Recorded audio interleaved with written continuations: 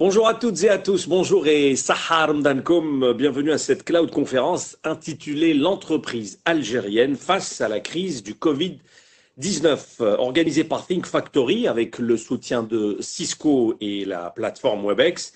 Nous allons passer ensemble un peu plus d'une demi-heure pour parler d'un sujet qui nous passionne tous. Il est vrai que depuis le début de l'épidémie, beaucoup de choses ont changé dans notre vie, nos habitudes se transforment littéralement. Confinement, télétravail deviennent le quotidien pour beaucoup d'entre nous. Comment l'entreprise vit-elle cette transformation? Quels sont les avantages et les inconvénients, aussi bien pour l'entreprise que pour ses collaborateurs? Cette crise sanitaire a poussé l'entreprise à s'adapter, management, gestion de ressources humaines, entre autres. Qu'en est-il au juste? Et la place du digital dans tout cela, bien sûr, inévitable, primordial, incontournable. Ce n'est pas les qualificatifs qui manquent. On peut dire clairement que ceux qui hésitaient encore l'ont bien compris cette fois-ci. Toutes ces questions et bien d'autres seront abordées avec nos invités que voici, que voilà. Nous avons le plaisir de recevoir Yassine Zaloukri, directeur général d'Ericsson Algérie. Bonjour. Bonjour. Merci beaucoup d'être avec nous. Allah Yselmek, merci à vous. Hakim Soufi, président du conseil d'administration de Massirvi. Bonjour Hakim Soufi et merci aussi d'avoir accepté notre invitation. Bonjour, merci à vous de m'y avoir convié. Merci mille fois. Sahar Mdan, Excellent. Merci. Alors, première question, vous allez comment? Toute simple, depuis cette crise du Covid-19, comment vont les choses de votre côté? Yassine Zarouki, pour commencer.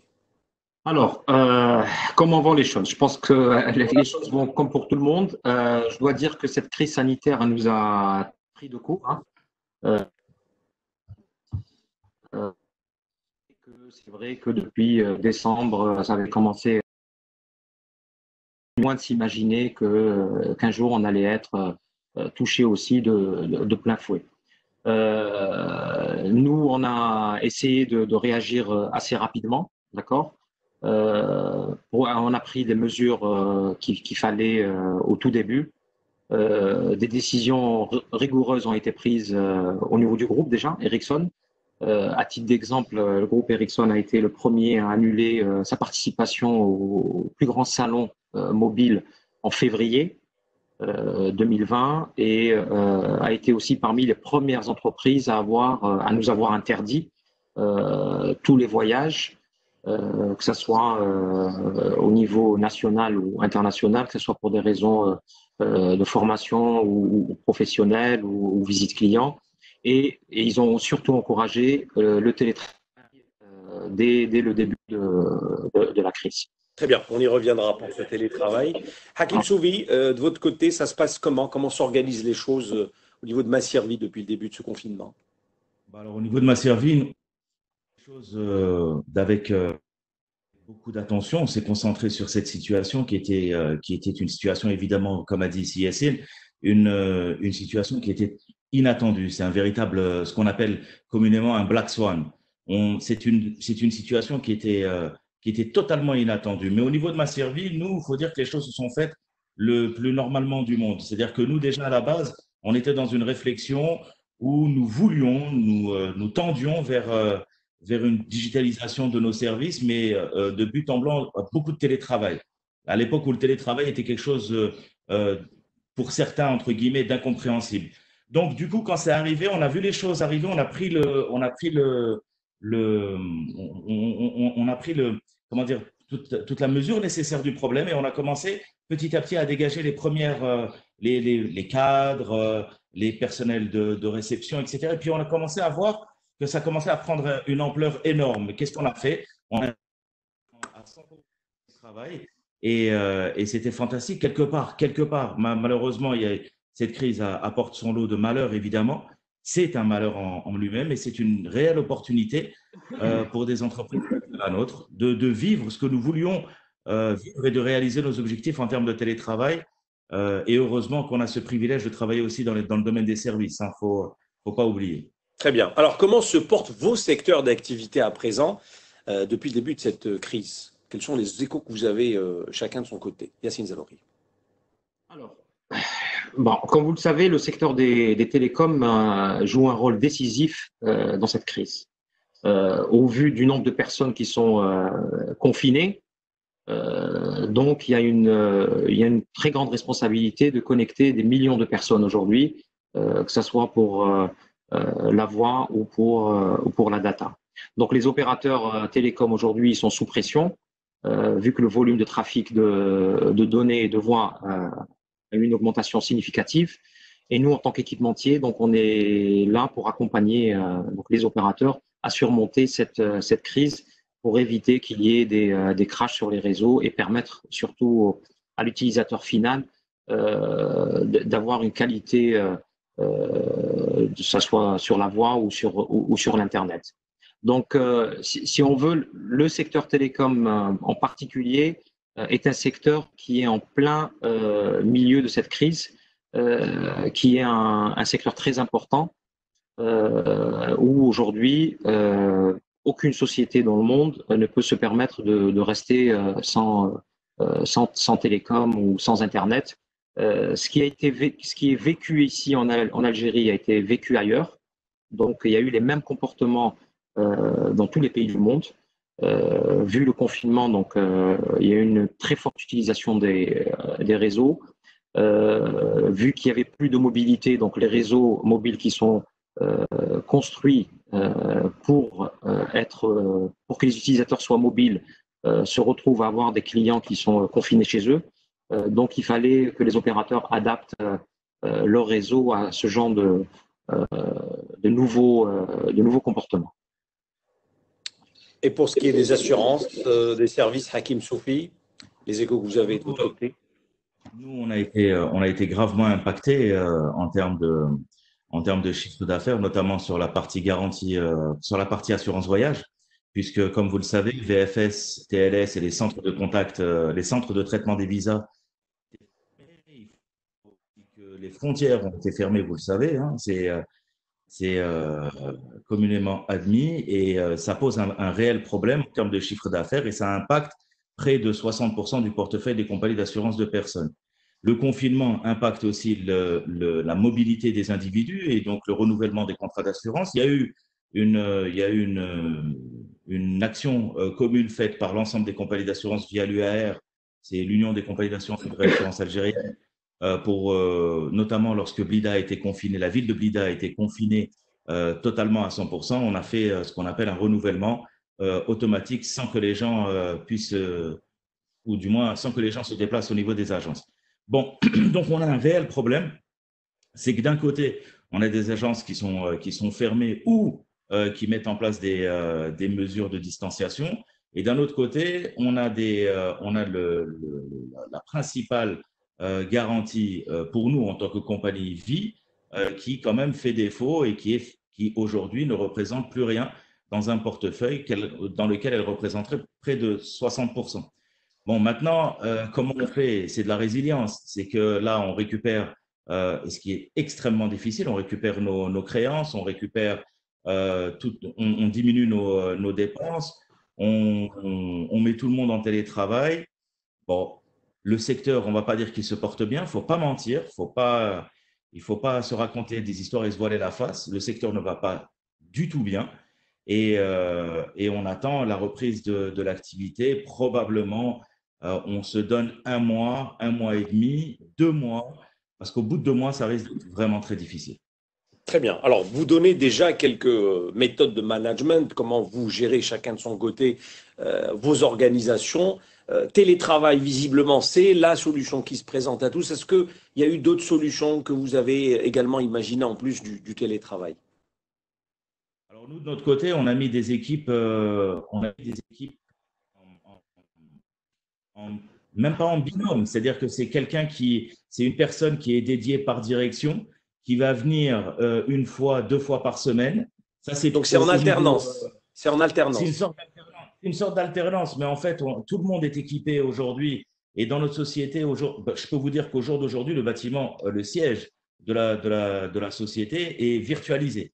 C'est-à-dire qu'aujourd'hui, vous pouvez contacter tous les cadres de la compagnie à travers les différentes adresses email, les différents points de contact qu'on a mis à disposition des individus. On parle entre nous et on a mis en place, surtout ce qui est bien, c'est qu'on a mis en place des modules qui permettent aujourd'hui, dans le cadre de notre ERP et dans le cadre de la gestion, on ne va pas dire centralisée, dans la gestion électronique, digitale de notre activité, on a mis en place des modules qui font que le client peut gérer son contrat à distance, gérer sa souscription à distance, gérer ses remboursements de sinistres. Et puis, il faut savoir qu'aujourd'hui, mais ça fait quand même depuis quelques mois, on peut dire qu'on est la seule compagnie qui payons à peu près 80% qui remboursons 80% de ses sinistres et payons 80% de ses fournisseurs à travers des virements et qui sont faits par voie électronique.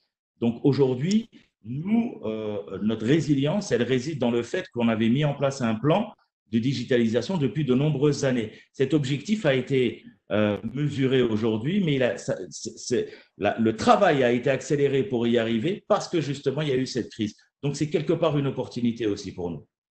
Yassine Zarrouqi, de votre côté, et ce qui m'amène à vous poser la question, êtes-vous vraiment satisfait du télétravail à ce stade? Alors, juste pour revenir avant de répondre à votre question, nous, en tant qu'entreprise, donc bon, déjà, nous avons tous nos outils sont digital, donc il n'y a pas de souci. On a opté pour le télétravail. La majeure partie des collaborateurs. On a mis en congé une certaine partie parce qu'on a aussi une chute d'activité qui est sur tout ce qui est déploiement. Et nous avons gardé une partie des collaborateurs qui sont sur terrain, donc ils continuent à travailler en respectant évidemment les règles sanitaires. Pour répondre à votre question aujourd'hui, pour nous, le télétravail, ce n'est pas une nouveauté. Donc, moi, en tant que manager, je peux vous dire que j'ai ressenti quand même, c'est paradoxal, hein, mais une meilleure performance des collaborateurs en télétravail. Mais ce qui est sûr, c'est que je parle même pour moi, avec cette crise Covid et le télétravail, on se retrouve à travailler beaucoup plus, d'accord, qu'avant. Je pense que le fait qu'on n'ait pas, d'accord, donc les gens sont beaucoup plus focalisés sur le travail, ils sont beaucoup plus réactifs, ils sont tout le temps connectés. Donc nous, on n'a pas eu d'impact négatif à cause du télétravail. Bien au contraire, en plus du télétravail, on a tous les outils qu'il faut de gestion, hein, comme disait notre ami. Il faut avoir des ERP, tous les outils. Donc on a aujourd'hui tout ce qu'il faut pour travailler à distance. Et la différence entre notre secteur et le secteur de l'assurance, c'est qu'on est en B2B, on n'est pas en B2C. Donc on n'a pas à faire, il n'y a pas de distribution, il n'y a pas de clients finaux. Donc c'est beaucoup plus simple à gérer. Est-ce que vos collaborateurs vous disent, écoutez, on se sent plus performant, le rendement est plus important, on n'a pas les 2 heures de circulation le matin, idem pour le soir.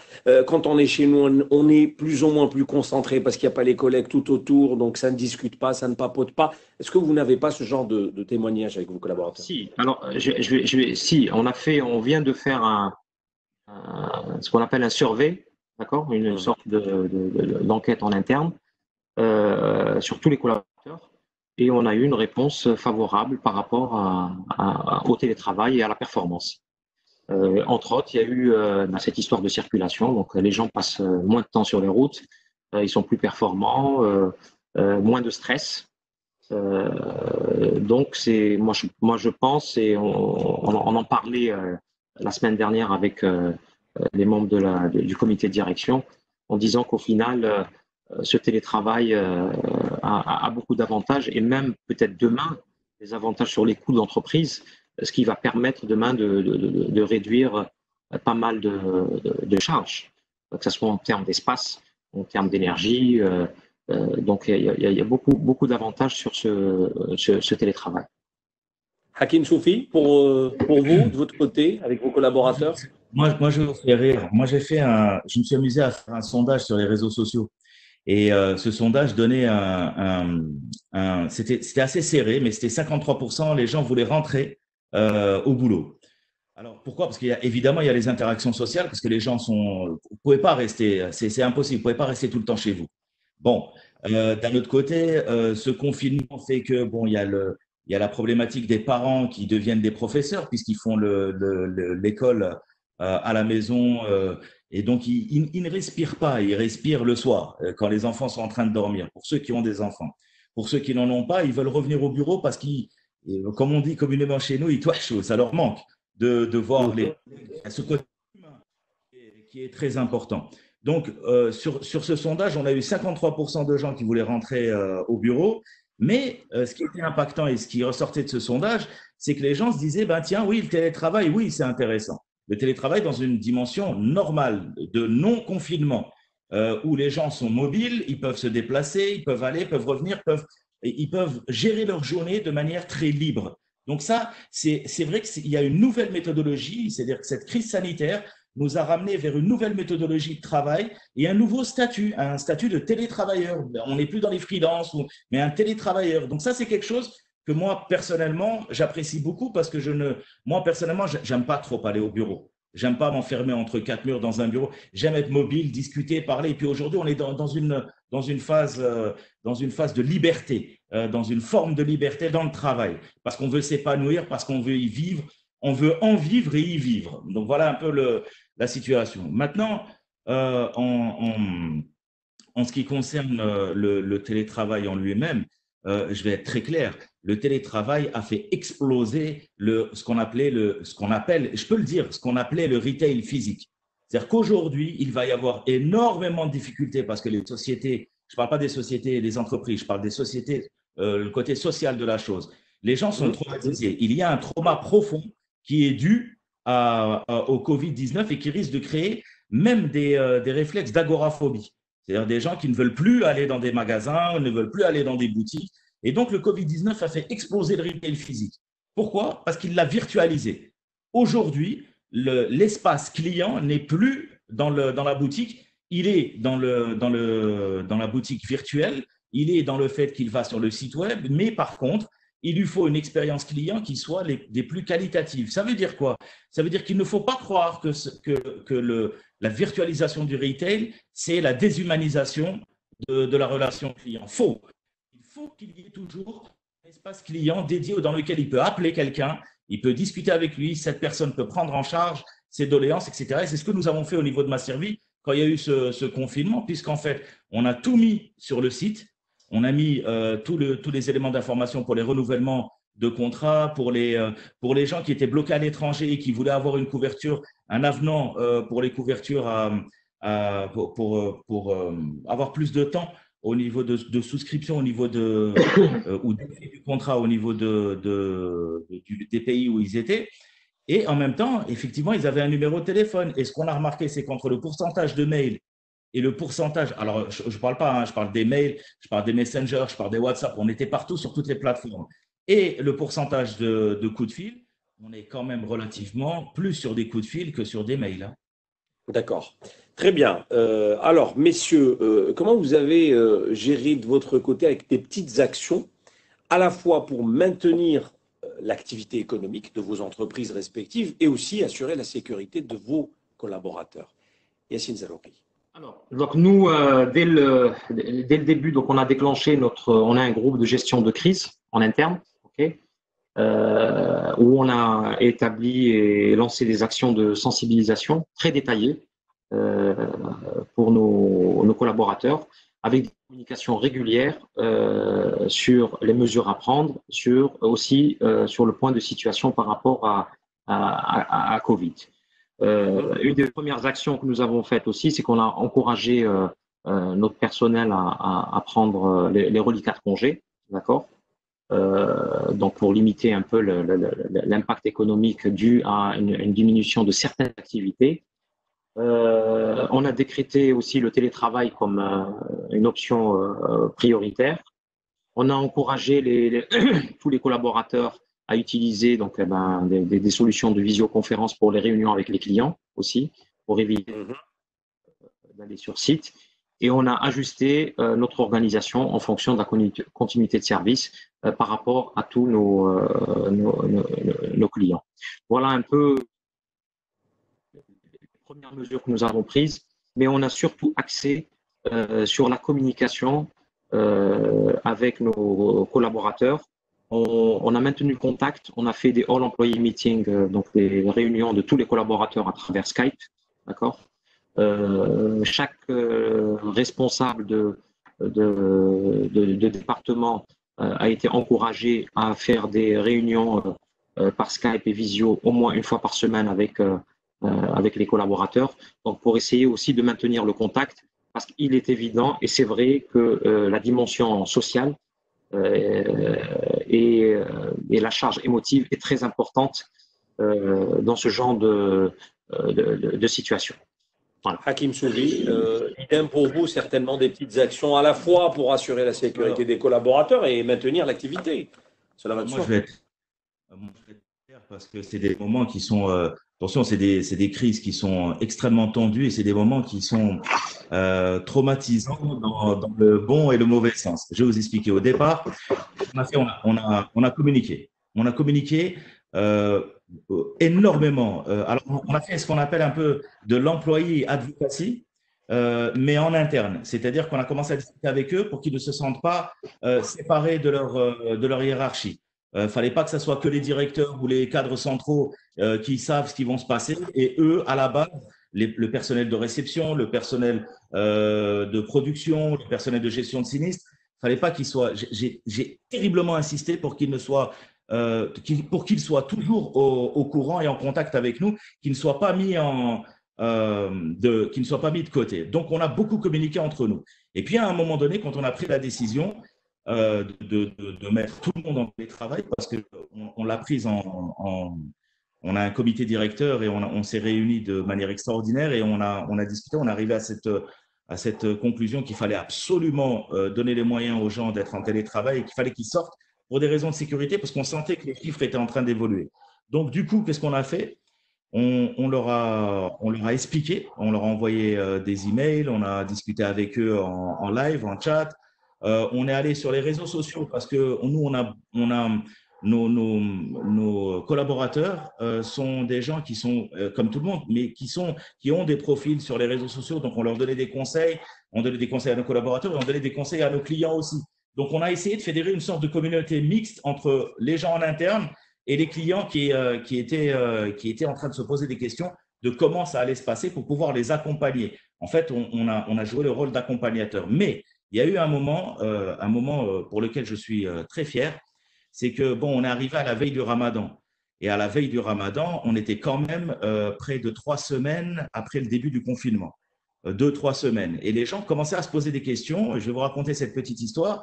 Il y a une collaboratrice à moi qui est agent de production au niveau d'une agence et qui m'envoie un mail en me disant, et ça m'a terriblement touché, c'était très émouvant, et c'est pour ça que la charge émotionnelle dont tu parlais, CSL, est extrêmement importante. Qu'est-ce qu'elle m'écrit ? Elle m'écrit, je suis prête à céder 50% de mon salaire pour pouvoir aider à mon modeste niveau à la survie ou à la vie de la compagnie. Évidemment, je lui ai écrit d'abord, c'était très émouvant, que ça me touchait beaucoup, qu'on n'en était pas encore arrivé là, alhamdoulilah, grâce à Dieu, et qu'on avait des ressources et qu'on était plus la fourmi que la cigale. Et ce mail qui m'a été envoyé, bon, j'imagine que les gens étaient en train de se poser des questions, je n'imaginais pas qu'ils étaient dans la peur de perdre leur emploi. Alors, ce qu'on a fait, c'est que réellement, on n'a mis personne ni en chômage technique, ni en congé. Les reliquats, etc., on ne les a pas pris en charge. Enfin, on n'a pas demandé à les prendre pour l'instant. Je dis bien pour l'instant parce que c'est une bonne décision à prendre, effectivement. Mais qu'est-ce que je me suis dit ? Je me suis dit, Qabar Ramadan, et je crois qu'on se connaît assez, c'est Ahmed. Qabar Ramadan, j'ai dit, bon, allez, on va le faire. De toute façon, on va devoir payer quel que soit X. Alors, on a gardé tous les salaires et j'ai envoyé cet email en leur disant, et ça, je l'ai fait de mon fait, c'est du PDG ou du président du conseil d'administration à l'ensemble de ses collaborateurs. où je leur ai dit, on va s'en sortir tous ensemble.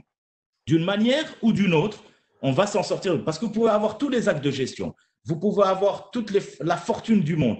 Si vous n'avez pas la cohésion du groupe, si vous n'avez pas la force avec la mise en place d'une atmosphère, d'un charisme, de quelque chose de positif, parce qu'on va y arriver, on n'a pas le choix, parce qu'on va y arriver. Et je suis convaincu qu'avec l'adoption d'une attitude positive, l'adoption, on n'est pas dans le pays des bisounours, hein. On n'est pas en train de se dire que tout va bien se passer, la reprise va être difficile, tout va être difficile. Mais je pars du principe que la vie vous met souvent à genoux et le choix vous revient de vous relever ou de tomber. Et mon choix, et le choix de Si Yassine, votre choix, Ahmed, c'est de toujours se relever et d'être debout, parce que d'abord, on est dans un pays qui est capable de se relever, et on est des gens que nos aïeux ont appris à se relever, quelles que soient les situations et la vie, quoi. Très bien. Alors, la crise est là. Malheureusement, elle promet ou elle risque de perdurer dans le temps. J'imagine que chacun d'entre vous, vous avez des leviers en interne pour un peu assurer l'activité et passer cette phase, cette période difficile. Est-ce que vous pouvez nous en donner un petit aperçu, Yassine Zarouri? Non, alors donc oui, on est tous d'accord que la crise risque de durer, d'accord. Bon, chez nous, donc le principal levier pour surmonter tout ça, c'est de continuer à utiliser les outils numériques que nous avons aujourd'hui, d'accord, et surtout continuer à favoriser le télétravail. Si on veut, il y a eu un chose malheur et bon dans cette crise. Si on prend le cas un peu même de l'environnement de nos clients, c'est vrai qu'au début de la crise, il y avait un certain, il y avait un peu, les gens étaient un peu perdus, d'accord, comme nous tous, hein, c'est tout à fait normal. Mais là, on voit quand même que les gens se sont adaptés, donc ils commencent à faire face à la crise. Ils ont mis les outils qu'il faut, les process qu'il faut. Donc, si on veut, l'impact est en train de se réduire et les entreprises sont en train de s'adapter. Je parle déjà dans notre secteur à nous. Les autres secteurs, je veux pas le dire, mais dans notre secteur, les clients, nos partenaires se sont adaptés au Covid, au confinement et à toutes les tracasseries, et ça à travers les outils numériques. Alors, je reste un peu dans le même sillage. J'imagine que vous partagez des choses avec vos partenaires, vous venez d'en parler, qui sont vraisemblablement en crise, tout comme vous, tout comme tous les autres secteurs d'activité. Comment se fait cette concertation avec vos partenaires, justement, pour passer ensemble cette phase difficile? Alors, déjà, on est en contact permanent. Donc, on essaye à chaque fois de faire des réunions à travers la visio pour voir un peu comment on peut s'entraider, d'accord, que ce soit partenaire client ou partenaire aussi avec qui on travaille, hein, donc des sous-traitants. On essaie de s'enquérir un peu de leur situation et voir un peu comment on peut collaborer pour limiter la crise. Alors, moi, par contre, je reste optimiste parce que je me dis que aujourd'hui, c'est vrai que personne ne peut dire ce qui va se passer demain. Ça, on est tous d'accord. On ne sait pas quand est-ce que ça va s'arrêter. Mais ce qui est sûr, moi, je pense personnellement que ça ne va pas durer des mois et des mois. Parce qu'on est ailleurs, dans les autres pays. Ailleurs. C'est ça, l'avantage que nous avons aujourd'hui, c'est qu'il y a d'autres pays qui sont passés avant nous. C'est vrai que il y a eu une grosse atmosphère anxiogène, donc les gens avaient un peu peur, mais là je pense qu'on arrive à mieux comprendre, à mieux cerner le problème. Moi, si je prends l'exemple des gros pays qui ont été touchés, si on prend le cas de l'Italie, qui a été un pays qui a été pratiquement ravagé, et que les activités reprennent. Ce qui est sûr, c'est que c'est vrai que ça ne sera pas comme avant. D'accord ? Mais les activités reprennent et les entreprises sont en train de remobiliser les équipes et de relancer leur production et leurs services. Donc, je pense que nous aussi, dans quelques mois, je ne peux pas dire que quand, mais ce qui est sûr, c'est que dans quelques mois, ça va reprendre. On n'a pas le choix. De toute façon, on sera obligé de reprendre. Il y va de l'avenir de nous tous. Donc, voilà. Hakim Soufi, avec vos partenaires, ça se passe comment concrètement? Alors, si Ahmed, moi, c'est très clair. Il y a ce qu'on appelle les biais cognitifs. C'est-à-dire qu'il n'y a pas pire que le silence dans des situations pareilles. Donc, de deux choses une. Soit c'est un silence parce qu'on ne sait pas quoi dire, soit c'est un silence parce qu'on ne sait pas comment le dire. Donc, le fait est de pouvoir communiquer, de pouvoir dire voilà ce qu'on est en train de faire et de tenir un langage de vérité. Tenir un langage de vérité. Oui, il y a des difficultés. Oui, nous sommes en train de les surmonter. Oui, voilà la situation, comment on est en train de la gérer et voilà les types de solutions qu'on est en train de mettre en place. Mais pour en revenir à votre question, pour moi, il y a trois phases.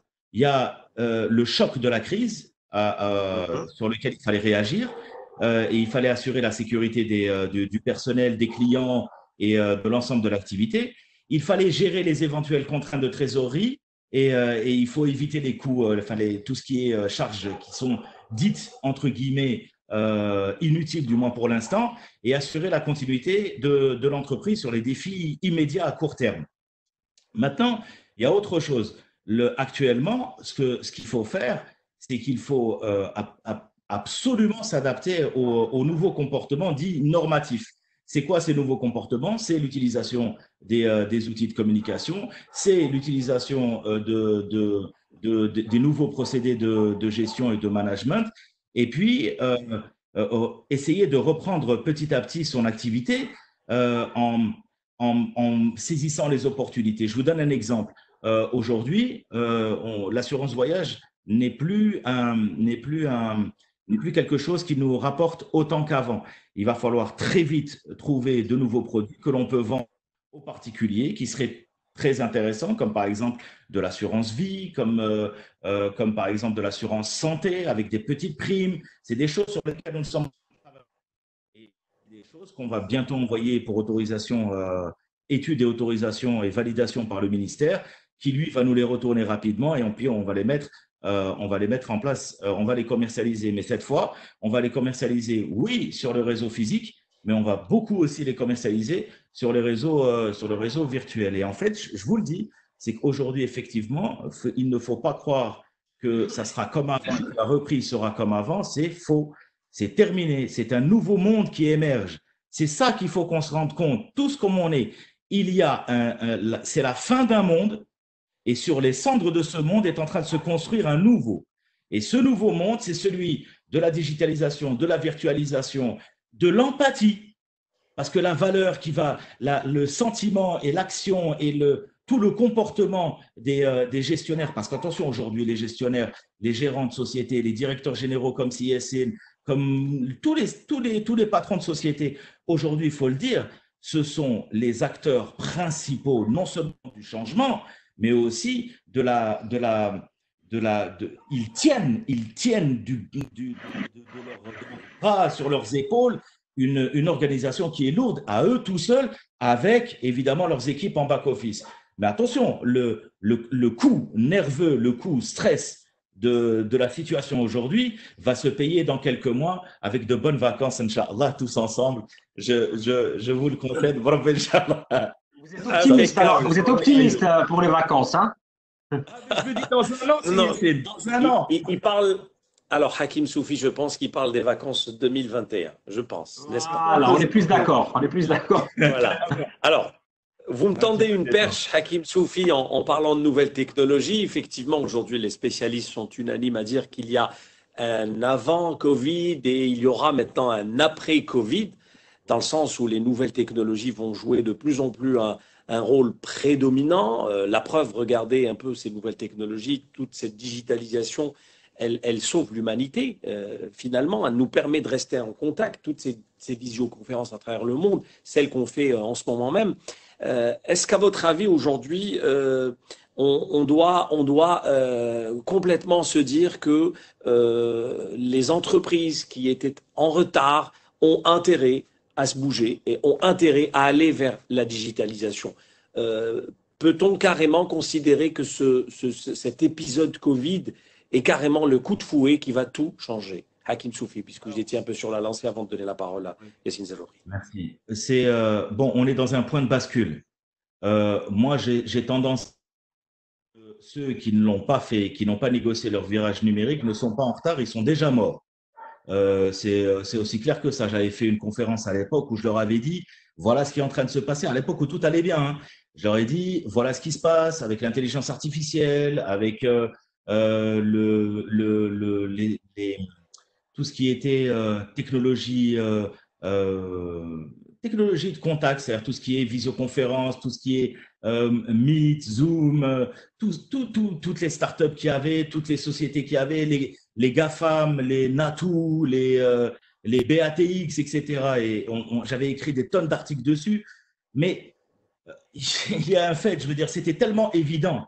Les seules sociétés qui, aujourd'hui, continuent à faire de la progression malgré une crise qu'on sentait arriver, une crise financière, une crise économique qu'on sentait arriver, les seuls, c'était qui? C'était les GAFAM, c'était les BATX qui étaient en pleine progression. Les GAFAM, c'est Google, Apple, Facebook, Amazon et Microsoft. Les BATX, c'est Baidu, Alibaba, Tencent et Xiaomi. En Chine, les NATU, c'est Netflix, Airbnb, Uber et j'ai oublié, on s'en rappellera. Mais bon, on commençait à voir l'apparition de la medtech, on commençait à voir l'apparition des fintech, insurtech.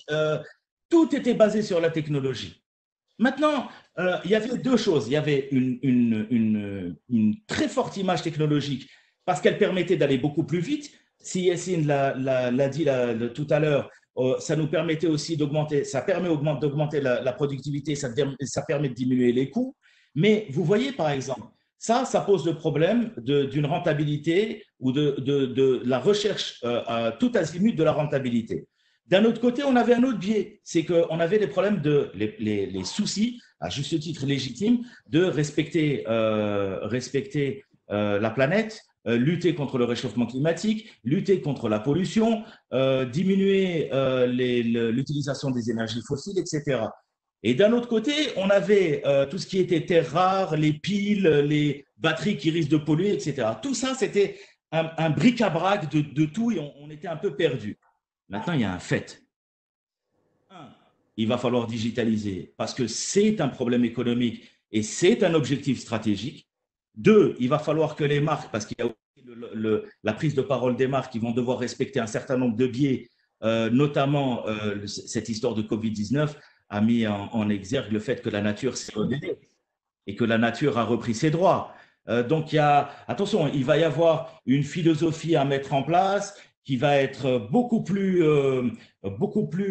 dans le contrôle, dans la finesse. Et puis, il y a aussi le côté qu'on arrête d'aller vite. Qu'on arrête d'aller vite. Il y a aussi travailler plus lentement et mieux. Arrêter d'aller de ce côté, j'ai pas le temps, j'ai pas le temps, j'ai pas le temps. Le C'est freiné, voilà. C'est ça. Le télétravail aujourd'hui, c'est ça aussi. C'est le fait de pouvoir vivre avec sa famille, voir ses enfants grandir et profiter de sa vie en elle-même. C'est fini. Ma vie, c'était mon travail. Non, mais aussi travailler avec travailler avec des outils qui vous permettent d'aller vite, loin, réfléchir de manière concise et efficace.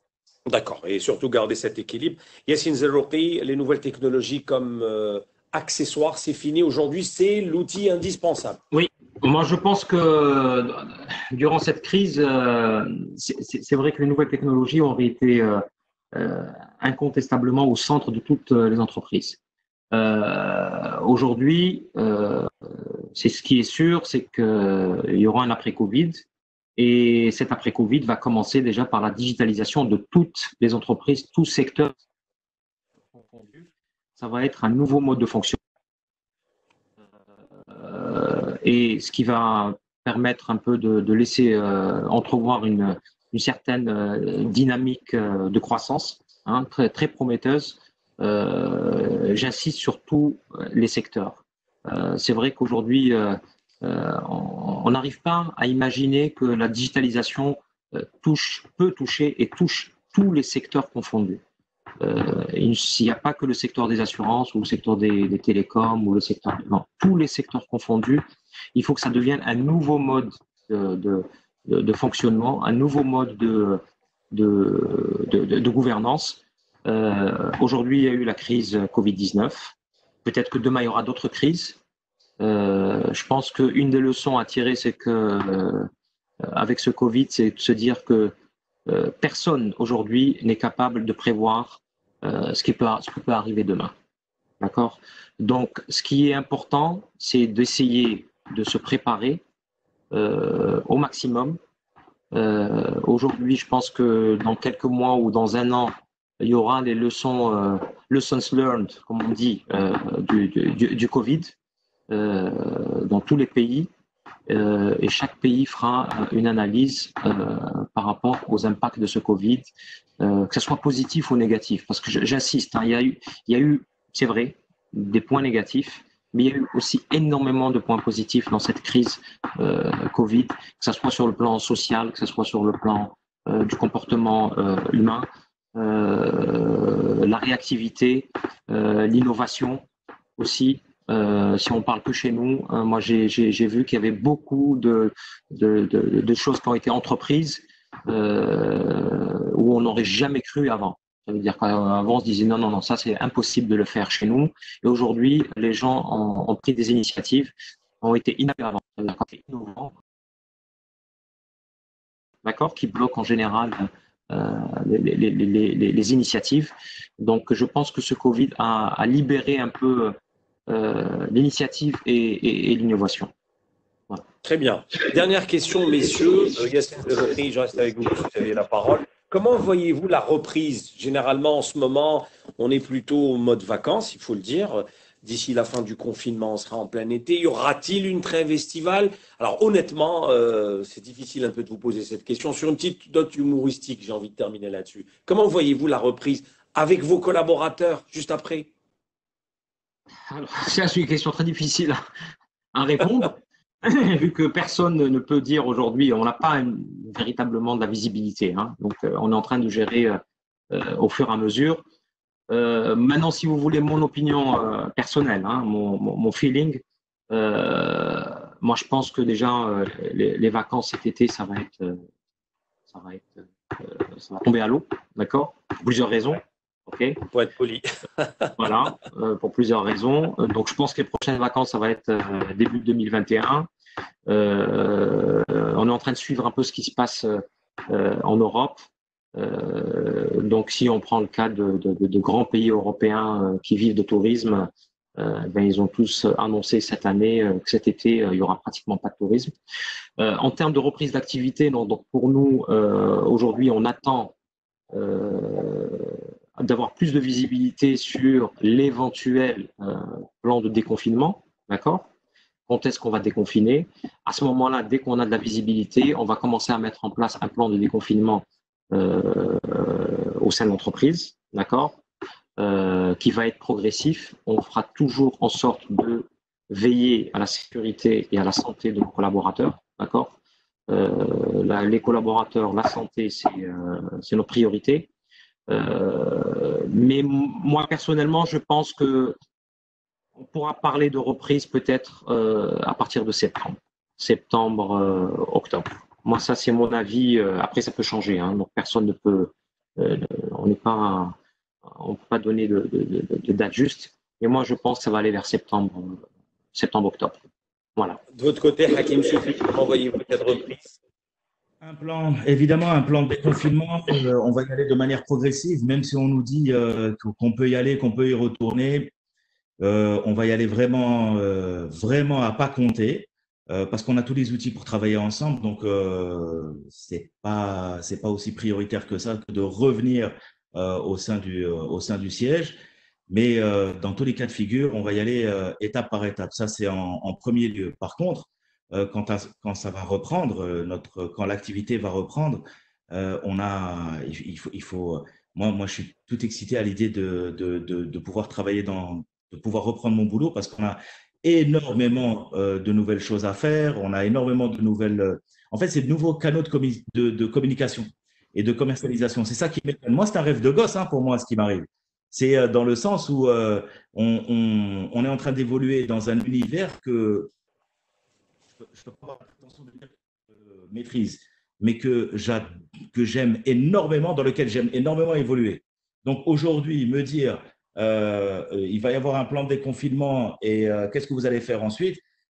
On va communiquer, on va mettre en place de nouveaux produits, on va innover, on va aller sur le mobile, on va être customer centric, c'est-à-dire on va se centrer sur le client, on va avoir une façon de communiquer, une façon de parler, une façon de vendre, un parcours client sur notre site. On a énormément de choses à faire et puis on a cette chance aussi de vivre dans un pays où tout est à faire et tout ce qui a été fait est à refaire. Donc on a du travail devant nous. Il y aura pas, il faut être clair, il y aura pas de vacances cette année. Et moi, je trouverais ça très honnêtement, je trouverais ça un peu légèrement insultant de dire on va partir en vacances parce que c'est pas le moment. Et puis c'est pas possible. Vous imaginez l'angoisse de quelqu'un qui va prendre l'avion et qui va aller dans un pays, en Espagne, en Italie, en France, en Europe, même en Algérie, hein, au Maroc, en Tunisie. Non, non, non, non, non, non. Les esprits ne sont pas prêts à mon avis, ne sont pas prêts à partir. Je vous dis, il y a ce trauma qui est là et qui va durer encore longtemps. Donc, à mon avis, tant qu'à faire, on reste ici, on travaille et on donne le meilleur de nous-mêmes pour que ça aille mieux. Parfait, quel beau mot de fin. Merci à vous, Hakim Soufi, président du conseil d'administration de Massirvi. Merci à Yassine Serroukhi, directeur général d'Ericsson Algérie. Merci, messieurs, d'avoir partagé ces témoignages très intéressants et surtout donné goût et donné surtout l'envie de surpasser cette crise. Merci énormément, messieurs. Merci à vous. Merci à vous. Merci.